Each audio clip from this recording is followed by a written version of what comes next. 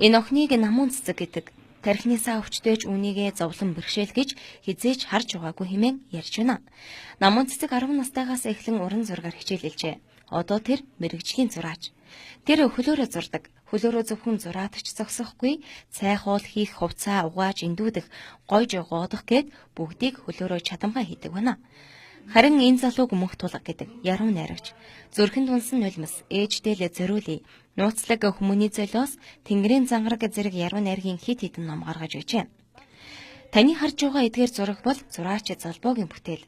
Золбоо анима дүрслэх урлагийн дэд сургуулийг 2009 онд төгссөн мэрэгжлийн зураач. Тэрээр 6 удаа хамтарсан үзэсгэлэн гаргаж байжээ. Эдгээр уран бүтээлчид тархины саатай, олонхын нэрлэж занснаар хөгжлийн бэрхшээлтэй. Бусдын нүдэнд хөгжлийн бэрхшээлтэй харагдагч өөрсдийнхөө хувьд хөгжлөөс хоцорч бусдаас дутах мэдрэмж хизээж төрж байгаагүй хэмээн уран бүтээлчид ярьж байлаа.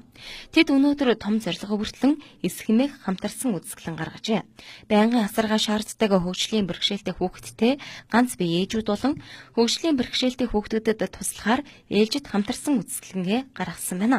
Үзэсгэлэнд 40 орчим уран зураг дэлгэгдэжээ. Ер нь ингээ хараад байхад намуунагийн одоо зурж байгаа одоо сэдвэн дандаа л юм байгаль тэгэл цэцэг навч тий шуу ах шиг санагдчих шүү дээ. Байгаль өөрөө амьд тийм гоё тий.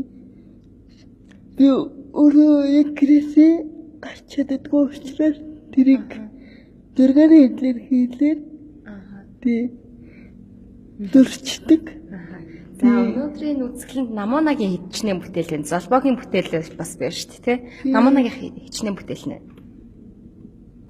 Миний 16 бүтээл байна. Би яагаад шууд uuсан бэ гэвэл би ч өөрөө гачдаггүй шүү дээ. Энд хүүхднэрээ гарч ороод иж байхгүй. Тийм болохоор жоохон бахтай яг шуу хардаг ус байхгүй. Сонхороо тий тэгээд эдгээр шиг ингээд яахан нэсэд навчих юм гэдэг эргчүүлээд болоод навчих юм гэдэг тийм утгаар сурсан.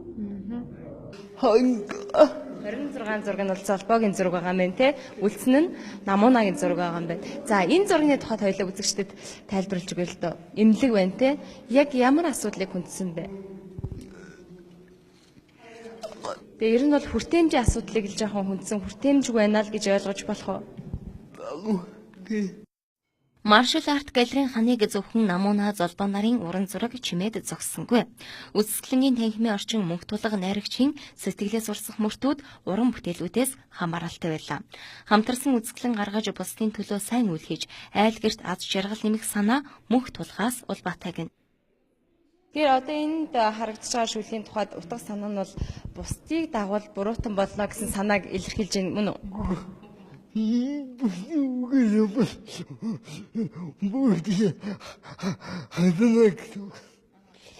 Үгээр бол буруу тийшээ хазаана гэсэн үгийг